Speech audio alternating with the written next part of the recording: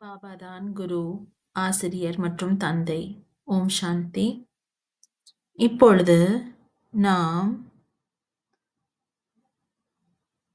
பாபாவை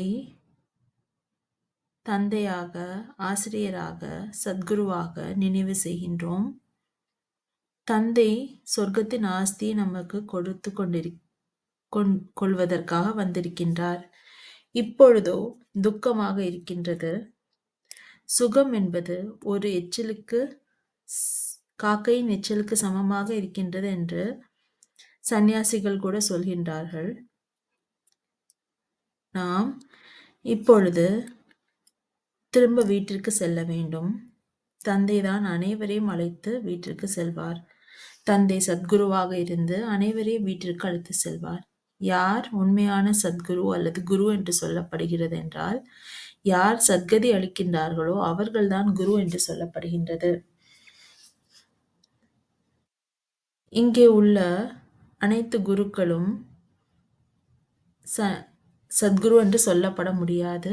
ஏனென்றால் அவர்கள் இங்கே வந்து யாருக்கும் சத்கதி அளிக்கவில்லை.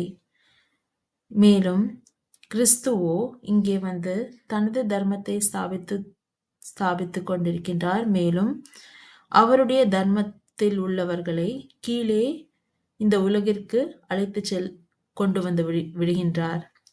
அவரை குரு என்று சொல்ல முடியாது.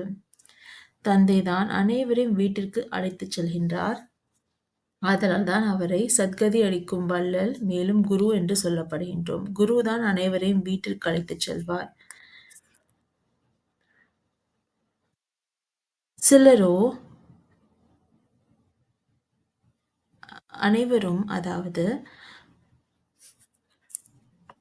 வயதாகிவிட்டது என்றால் குருக்களை வைத்துக் கொள்கின்றார்கள். இப்பொழுது சிறு குழந்தைகளுக்கு கூட குருவை வைத்து விடுகின்றார்கள். நாம் மரணம் அடைந்து விட்டால் அந்த குழந்தைக்கு அந்த குரு உதவி செய்வார் என்பதற்காக குருக்களை கூட வைத்து விடுகின்றார்கள். ஆனால் தந்தை சொல்கின்றார், அனைவருக்கும் நான் தான் உண்மையான சத்கதி அளிக்கும் சத்குருவாக இருக்கின்றேன். நான் தான் அனைவரையும் வீட்டிற்கு அழைத்துச் செல்கின்றேன். புத்தரை கூட சொல்லிவிட்டார்கள், அவர் நிர்வாணத்தில் அடைந்து விட்டார் என்று சொல்லிவிட்டார்கள். ஆனால் எப்பொழுது தந்தை, சிவ தந்தை வந்து இந்த உலகத்தில்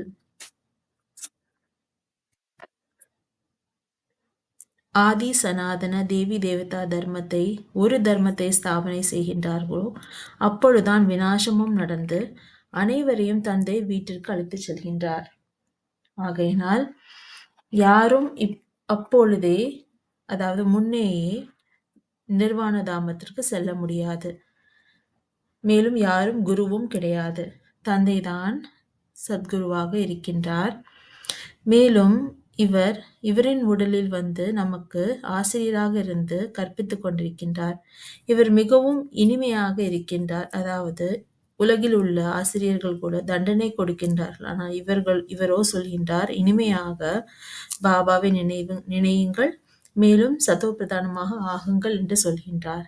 எப்படிப்பட்ட இனிமையான ஆசிரியராக இருக்கின்றார். மேலும் அவர் தந்தையாக இருந்து சத்கதி கொடுப்பதற்காக வந்திருக்கின்றார். ஏனென்றால் அவர் சொர்க்கத்தை ஸ்தாபித்துக் கொண்டிருக்கின்றார்.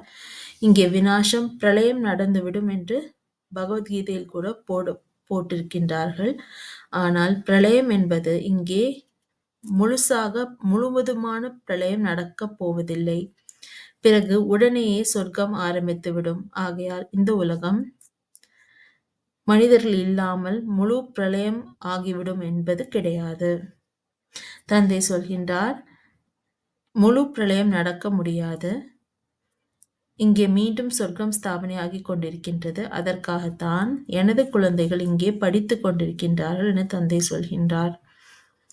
படிப்பில்தான் ஆஸ்தி கிடைக்கின்றது, அதாவது வருமானம் கிடைக்கின்றது. அதற்காகத்தான் தந்தை சொல்கின்றார், இப்பொழுது நீங்கள் படிக்க வேண்டும், தந்தையை நினைவு செய்ய வேண்டும். தந்தை நினைவில்தான் விக்கர்மங்கள் மற்றும் பாவங்கள் விநாசமாகின்றது. பாவங்கள் ஒரே தந்தையை நினைவு செய்வதனால்தான் விநாசமாகின்றது. மேலும் விகாரங்கள் விக்கர்மங்களும் விநாசமாகின்றன. ஆதலால் தான் தந்தை சொல்கின்றார், ஒரு தந்தையை நினைவு செய்யுங்கள் என்று. பிறகு உங்களுக்கு ஆஸ்தியும் கிடைத்துவிடும், உயர்ந்த பதவியும் கிடைத்துவிடும். கல்ப கல்பமாக நீங்கள் எப்படி முயற்சி செய்தீர்களோ அப்படி முயற்சி செய்வீர்கள். ஆனால் தந்தை நினைவு செய்யாமல் எப்படி ஆஸ்தி எடுப்பது என்று தந்தை கேட்கின்றார்.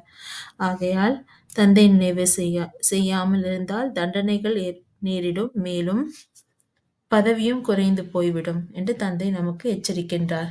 ஆகையால் இப்பொழுது தந்தை சொல்கின்றார், புரிந்து கொள்பவர்கள் இப்பொழுது புரிந்து கொள்ளுங்கள், அல்லது